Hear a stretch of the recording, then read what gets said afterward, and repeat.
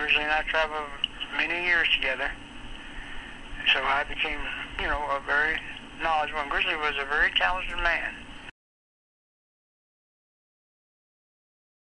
So can we talk a little bit about Grizzly Smith? I know he passed away this weekend. Yeah, I met Grizzly probably in about 1964. He and another fellow, they were called the Wrestling Kentuckians. Luke Brown was the other gentleman's name. And they came and worked at Tulsa. And they worked probably the biggest program Tulsa ever had between the Kentuckians and the Assassins.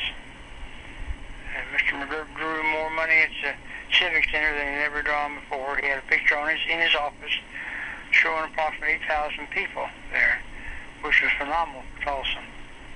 Now, can you tell me how Grizzly Smith got his name? You were saying it was somehow connected. Yeah, well, as I understand it, when he broke in the business, being a big, tall man like he was and powerful, there was somebody around that part of Texas that had a bear, and Grizzly volunteered to wrestle a bear a few times, knowing that would get him into the wrestling business, as the story goes.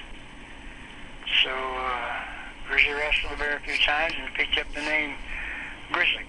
Anything else? Any other outstanding memories you remember about Grizzly Smith? No, we traveled a lot together. He became what we called the booker, which was, in other words, the man that set up the matches and called the setups and this and that. And Grizzly and I traveled many years together. So I became, a very knowledgeable. And Grizzly was a very talented man. He was a tremendous seamstress. He could do a lot of things, not just be in the business. A seamstress? How did you find that out about him? Uh-huh. How did you find out he was a seamstress? Well, he made curtains for, when we moved from Channel 3 in Shreveport to Irish McNeil's building over in the fairgrounds, they call it Irish McNeil's.